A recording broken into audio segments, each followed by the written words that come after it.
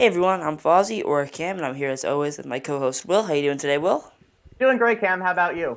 I'm doing fantastic. We have a great episode for everyone today. Right off the bat, I just wanted to mention the movie Talk to Me, which I saw the trailer for. It's an A24 movie. A24 always makes great movies. But this was really interesting.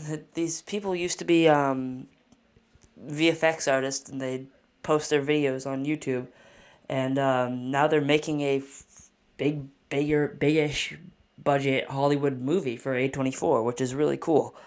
And I'll probably see it this week. It looks really good. And I'm a fan of horror movies, so I think it'll be really a good watch. Have you seen the trailers or anything? Well, I know you said it had great reviews, which I checked too. Yeah, it's Yeah, fantastic I reviews.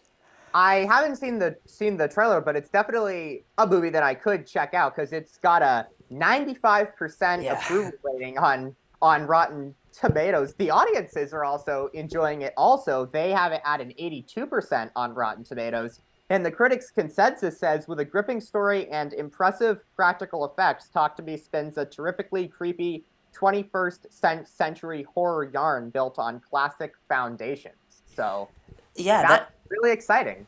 yeah, I've heard people I saw, and it kind of said that in that critics consensus there. I've heard reviewers say that it's kind of a throwback in the way that it's doesn't have as much comedy. It's more grounded. It's kind of a simple story structure, but it's not meant to be like one of those Scream movies which balances horror and comedy. This is a straight up horror movie, and yeah, that's I thought was interesting. For So sure.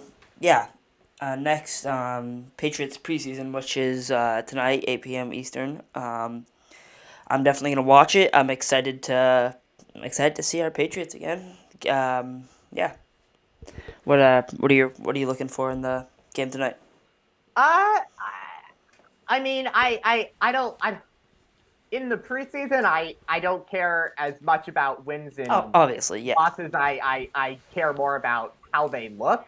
So that's kind of what I'm going to be judging them on. And I don't know what to expect from them this season. I mean, I know that the talk around the Patriots defense going into this season is high. So I'm excited about them from that standpoint. But I just think as fans, it's important for us to not expect too much from them going into this season yeah, and understand that the 2 decade run that they had under Tom Brady is not something that happens every day, and that's just not the team that they have yeah. anymore. So I I think as Patriots fans, we have to reset our expectations. And for Bill Belichick, I believe his legacy is cemented, but I don't want to say there's no pressure on him oh yeah, to perform without Tom Brady because if he has multiple underwhelming seasons and doesn't miss the playoffs, I hate to say it, but things are going to be said about him. So yeah. Things I already don't are like. being said about him. Yeah, I mean, he is a Hall of Fame coach, but for I sure. don't want to act like there's zero pressure on him going Yeah, into of this course. season because even I wouldn't say that, Yeah. or even I wouldn't say that there's no pressure at him at all going into this season. Yeah. Like you said, I think a lot of Patriots fans are having a tough time realizing that the 2 decade run is over and it's going to have to be something completely different. And I think we want them to be successful so bad, we just can't accept the fact that they're not the same team as they were just a few years ago, you know? Um, they don't have Tom Brady anymore, and Bill Belichick hasn't done a whole lot to really make the team any better after Tom Brady left, you know? Yeah, and it's completely understandable why Patriots fans would have a hard time accepting this after 2 decades, because 2 decades of being dominant and winning multiple Super Bowls and having other seasons where maybe you don't win the Super Bowl, but you have a Super Bowl appearance, and a season where maybe you don't win the Super Bowl, but you make it all the way to the AFC Championship game. 2 decades of dominance. That is a long Oh, yeah. period of winning to get used to. So it's completely understandable if Totally. Patriots fans have a hard time accepting this new norm. But Yeah. also, I feel like this is when the true fans come out, Yeah. and if you're a true Pats fan, you're gonna stick with them That's a through good point. Yeah. thick and thin, and we're going through some of the thin right now. Yeah. That's actually a really good point.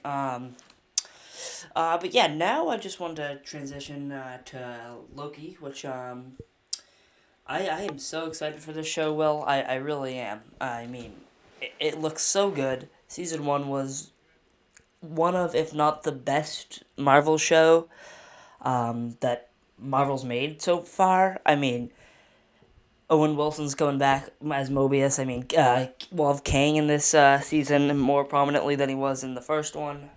So that'll be really exciting. What are your Yeah, thoughts on Loki season two, Will?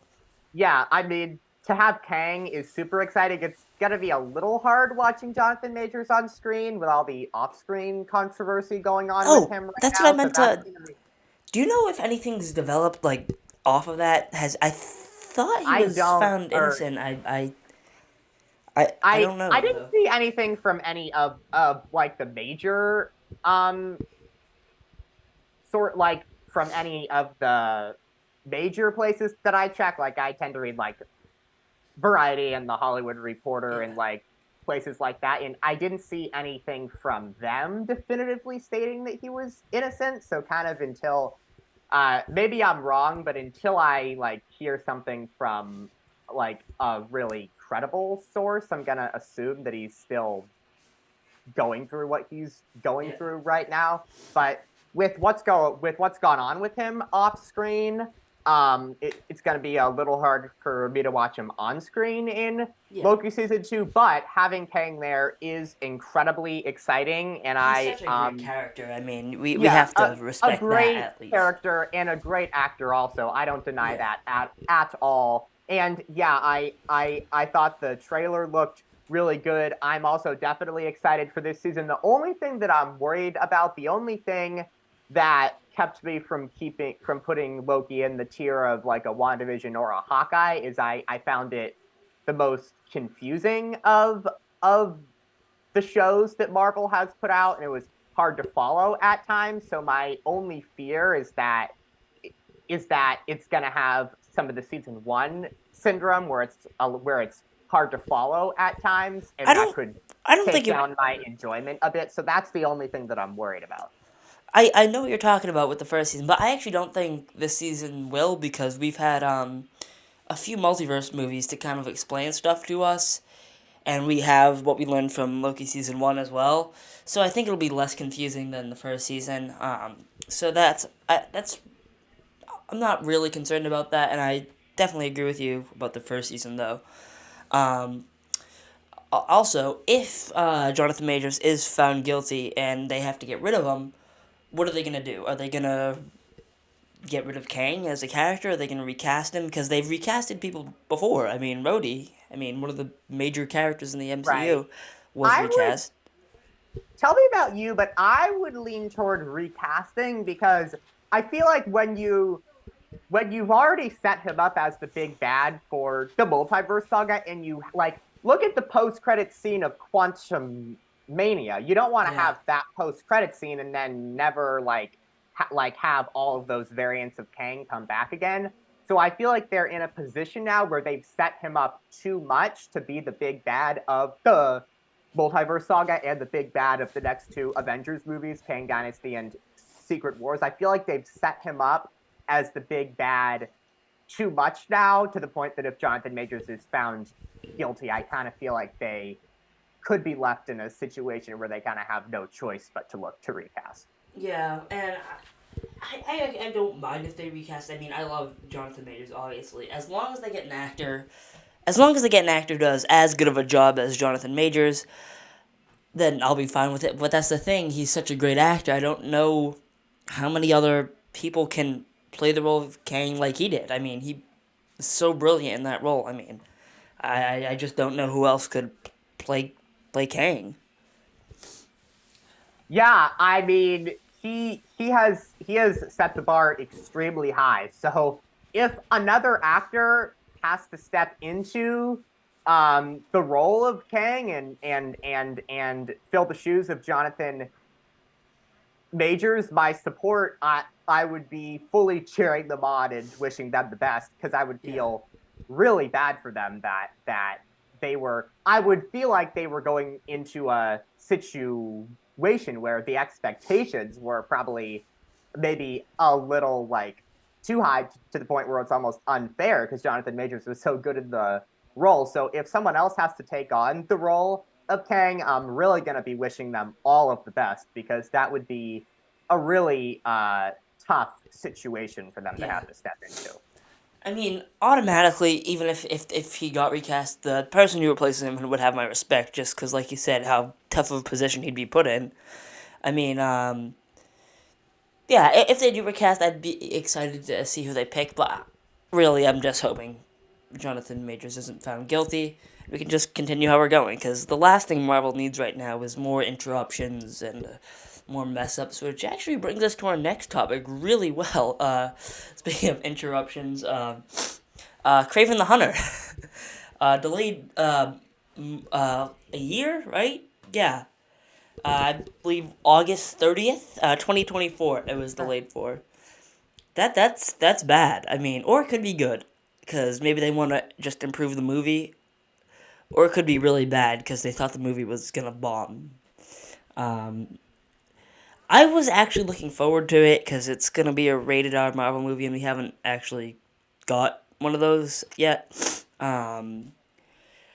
I kind of knew that it probably wasn't gonna be great, but I was just because obviously because Morbius was awful, and Venom, well, fun. I feel like is just it's okay. I feel like I still am able to enjoy both of those movies, but obviously I love like those two movies more than Morbius. But I definitely knew it wasn't gonna be great, or it isn't gonna be great. But I'm still excited to see what they are able to do with the R-rated Marvel movie, and this character is really cool. The character of Craven the Hunter, and Aaron Taylor Johnson is a fantastic actor. He was in Bullet Train. That I loved. I loved that movie. And he actually was Quicksilver in the MCU. So he's obviously a great actor. And it's an R-rated Marvel movie. So yeah, I definitely be. And Russell Crowe's in the movie. Yeah. So yeah, I was excited to see it. Even though I knew it probably wasn't gonna be great. Um, but yeah, well, what are your thoughts on this delay, and what are your thoughts on the Craven movie in general? Yeah, I mean, I thought the trailer was good. It didn't blow me away, but it didn't leave me not at least intrigued as Yeah. to what it was going to be about. And in terms of the delay, well, look, I mean, obviously there's the writers and actors strikes going Yeah, on that right now. also could be a So big problem, but yeah. I don't know, I don't know how much that has impacted the delay. I would assume that that would have to be a part of this, I'm sure, but yeah. if it's but ultimately I feel like this could go one to two ways, and you already started to lay it out. They could be delaying it, could give them time to improve certain aspects of it and make it even better when it comes out. Or it could be the opposite way, where, as you said, they delay it because they don't think it's a very good movie. And that's why they pushed it to a later release date. So I feel like this is one of those situations where it could go one of two ways, and we have to hope for the positive way and hope that the negative way won't happen. Yeah. So here's actually another thought I had. So when movies get reworked on, rewritten, like that might be a bad example. Multiverse of Madness, well, a great movie, had kind of a convoluted story. Not that I didn't like the movie. Just story wise, it felt kind of muddled. That that movie had 33 rewrites. Um, and this movie getting delayed a year means it'll probably have more rewrites, more redos. So that'll affect it even more. I feel like so it's definitely a possibility that this could really hurt the film. Which would be kind of annoying because I want to see a good SonyVerse Marvel movie. You know. Yeah, for sure. And I want them to be able to build off the success of these two animated Spider-Man movies into the Spider-Verse and Yeah, which across are this awesome. and Across the Spider-Verse, which were fantastic. And I thought Across the Spider-Verse was even better. I thought it took it to That's a my whole favorite nother, movie of the year. yeah, like I thought it took it to a whole nother level. And if I had to pick a favorite movie of the year, that's probably the one I would ultimately settle on as well. Although I also really enjoyed Guardians 3 and Air this year. Those were two other ones that Yeah. I really enjoyed. But like if they I want Sony to be able to build off of the success of these two animated Spider-Man movies because I feel like if they can, we could be talking about a really cool Spider-Verse thing that they have going on. So I really hope that Sony can build off of the success of these two animated Spider-Man movies because if they can, I think we could talk about how they have a really strong thing going. Yeah. Yeah. I just. I just want to talk about this a little more. I want to talk about something good because we have a lot of bad things that we talked about this episode. The Craven movie being probably going to be bad, and I Am Groot season 2, which is up next. But just Spider Verse for a second. Can we just take a minute? Can we just take a minute and recognize how good these movies are? Will Oh they? yeah, I mean, fantastic. we've talked about it before. These movies are so good.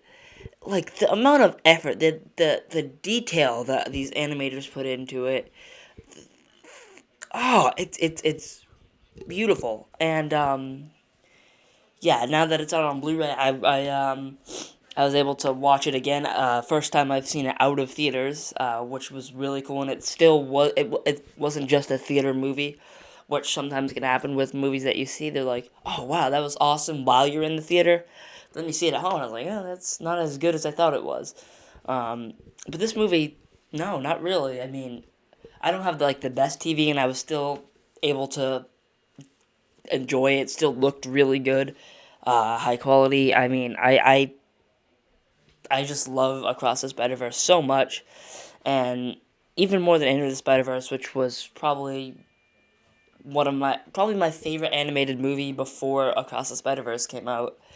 I mean, they're just such great movies. The voice acting, the animation, like I mentioned, the score, the soundtrack. Oh, it's all perfect. I mean, I'm sure you agree with me there too. Will, I mean, we talked about it before, but Totally. And the thing about them, certain movies can have great visuals. Like I thought Ant-Man and the Wasp Quantumania's totally, visuals were awesome. probably Like one of the best parts of the movie yeah, aside from Kang. for sure. Like well, when I saw those visuals on the big screen and in IMAX, I was like, wow, these Quantum Realm visuals are excellent.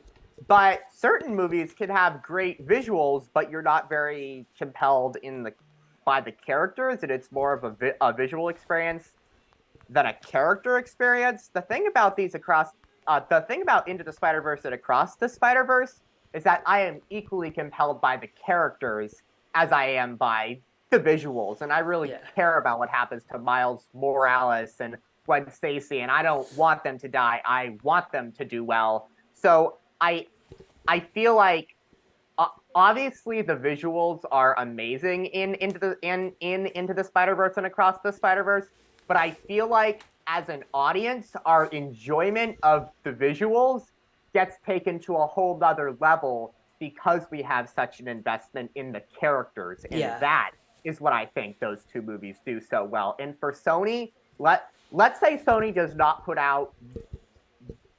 Let's say Sony puts out Beyond the Spider Verse, and that's great. But all the other Marvel movies that Sony puts out in the future aren't good. If Sony does not put out one more good non-animated Spider-Man film, they will always have the animated Spider-Man movies to look back on and feel proud of because they were done that well. yeah. I mean, just so much detail, like I mentioned. Also, Sony has that movie Madam Web coming soon. Oh I yeah, that's right.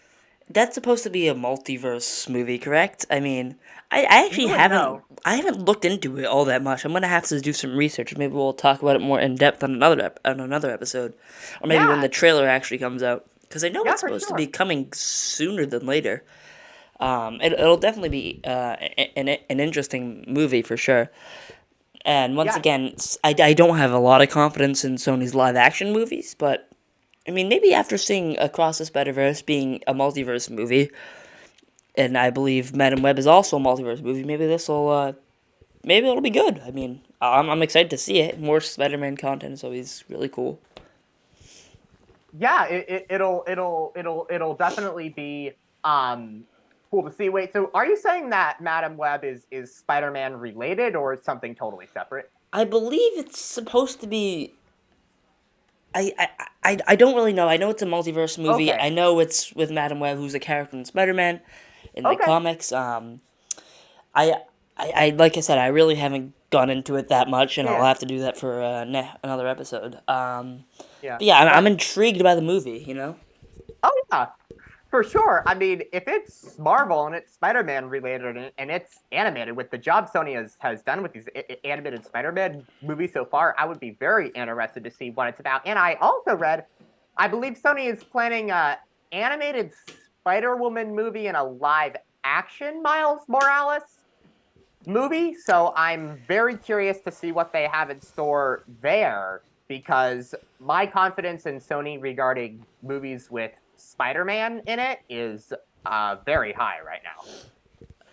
that's weird. I never thought that would happen because I thought like the MCU would have a Miles Morales movie because in Homecoming the guy who Spider-Man webs to the car and that you know what I'm talking about. I think, yeah, yeah, yeah. Yeah, in Homecoming, that character was supposed to be he was in Across the Spider Verse, the Prowler who was locked in the cell, Oh yeah, yeah, yeah. played by Donald Glover, who's one of the most talented people we have right now. He's a musician, he's great, but that's the topic for another day. Uh, he was supposed to be Uncle Aaron in the MCU, and there was actually a deleted scene where he Wow, references where he's on the phone and says, "Miles, I'll be late."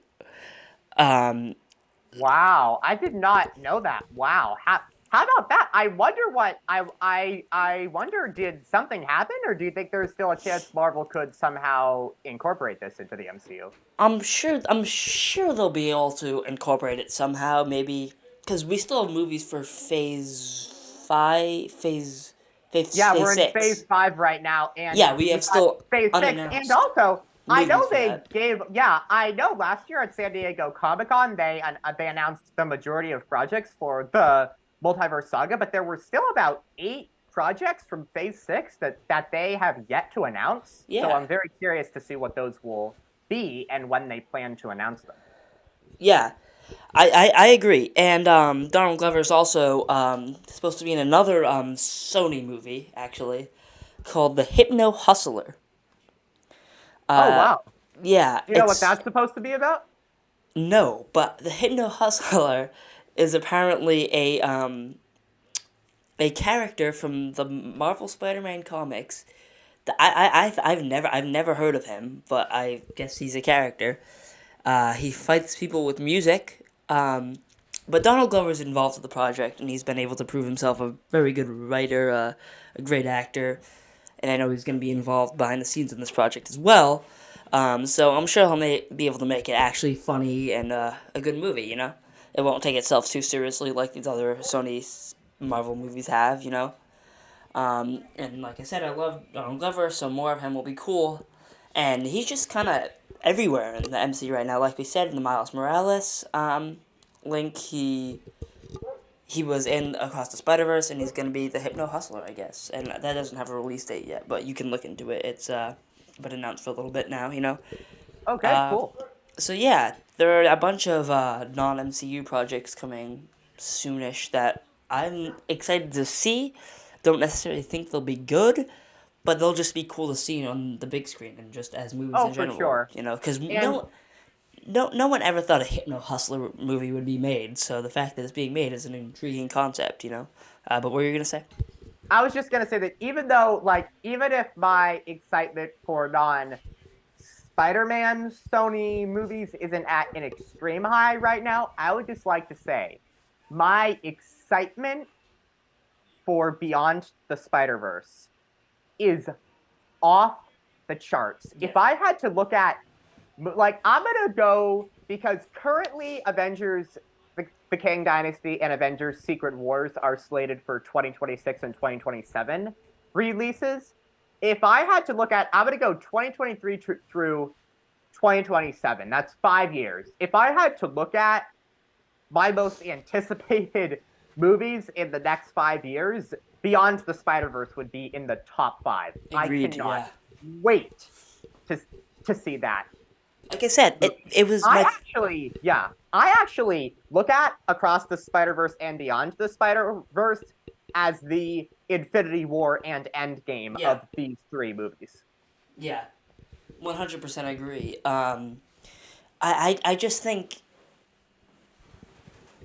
that these movies, I don't think there will ever be another Marvel movie that's as good as these are. You know, um, like I said, my favorite movie of the year. There was some good. John Wick 4 came out this year. That movie was brilliant. That was a like a 3 hour long masterpiece. That movie was great. I mean, I just and it was able to top that movie, which is incredible. So yeah, I really enjoyed Spider Verse movies, and I'm excited to see what the SonyVerse has coming. You know. But now, Yeah. I think we can move on to our final topic of the day. Um, what Oh is it? Oh boy. yeah, I am Groot. Yeah. This doesn't look good, Will. I mean, I I don't even know what to say. You said it wasn't. Actually, I'll let you speak on this first, Will. What are your thoughts on I am Groot? My thoughts on I Am Groot, Tim? Exactly the same as last year. Fun, but unnecessary. I Yeah. watched the I Am Groot shorts last year. I thought they were fun. I enjoyed them for what they were, but I also thought they were unnecessary and didn't need to be made. And that's exactly how I feel about these ones. I'm sure that just like last year, I will find them fun and enjoy them for what they are, but also be like, oh, those were unnecessary and didn't need to be made. And I hate to say it. Well, now, look, maybe Marvel is trying to make these like for younger kids and More money. attract a younger audience. I maybe that's what they're trying to do, and I could understand that, but there is no way that I cannot at least question if wanting to make money has to do with this.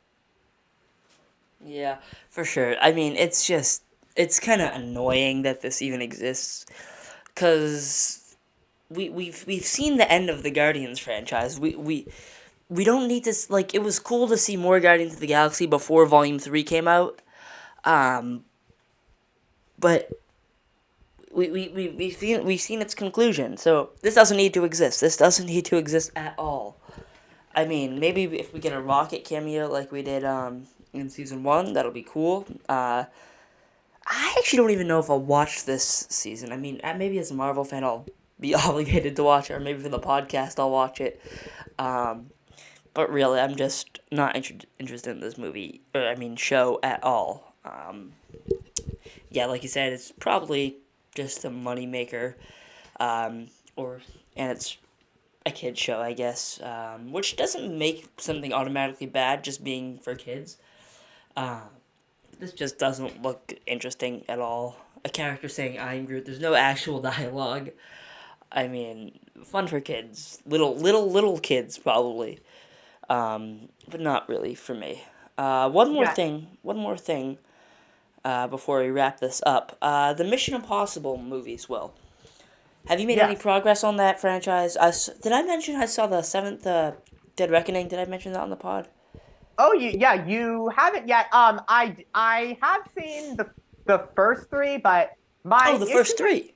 yeah, my issue with them is I thought that they were about action, but not about characters. I thought that it was a franchise that tried to have these incredible action sequences and have Tom Cruise do these incredible death-defying stunts, but I never felt that they were character-driven movies at all. Which is, and if I'm gonna watch a movie, movie with great action and great stunts, I want to be invested in the characters who are doing those incredible stunts, and I just wasn't. And also, I thought they were confusing and hard to follow at times. So that was another tough thing for me. So I just um my issue with them is I thought they were confusing and hard to follow at times, and beyond that, I felt like they were about action but not about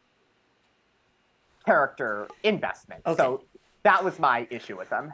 So here's my take on that. I see with the first three movies, alright, they are completely different from 4, 5, 6, and 7. It's like a whole new franchise starts at the fourth movie. It has a totally different vibe. Like, all right, let's go through it. The first movie is a spy thriller. There's not one gunfight in the movie. It's a more low key. I mean, more of a spy thriller than an action movie. The second one's ridiculous. The second one's a ridiculous movie. It's fun, I guess, but it's cheesy, and the characters are kind of annoying. And the third one's just all action. I enjoy the third one as a fan of the franchise. But yeah, I can definitely recognize that it's confusing and it's a lot of action. But then it just turns into something else. I highly recommend you watch 4, 5, 6, and 7. They become totally different movies. We get with a cast of characters, and that cast of characters stays throughout the rest of the movies, except for one character, but they might bring him back again. You'll see Jeremy Renner's comes in the fourth one. They get better. Every movie gets better and better and better, I think. Except for the third one. I still like the third one as a fan of the franchise. And I really like the seventh movie. I mean, I can't wait for the conclusion of this franchise with the eighth movie. So, yeah, I highly recommend you watch the Mission Impossible movies. How would you rank 4 through 7? Because I did see some of 4, and the problems that I had with the first three hadn't been erased for me yet. I was still Really? finding the same issues. So how would you rank 4? How would you rank 4 through 7? Okay, so I think probably 5 last, then 4, and then I could switch 6 and 7. They're both awesome. Uh, but yeah, I do think maybe you'll find, because these characters are great. Benchy's such a great character. He's been my favorite character since he was introduced in the third movie. Um, I, I, I, I think if you stick with it, you'll like it. But I agree what you're saying. It's a lot of action, but I think these characters just get better with every movie, and Ethan Okay, becomes a more likable character as it goes on. cool. That is good to hear for sure. Yeah, And I bet that Dead Reckoning Part 1 was an amazing big screen experience. yeah, it was. I actually saw it in 4D, where like the seats shake and Ooh, stuff and stuff. It was really cool. wow, that's awesome. Yeah. But yeah, that wraps up this episode of the Everything Podcast. Thank you guys for watching. Well, thanks for joining me. And yeah, see you next time.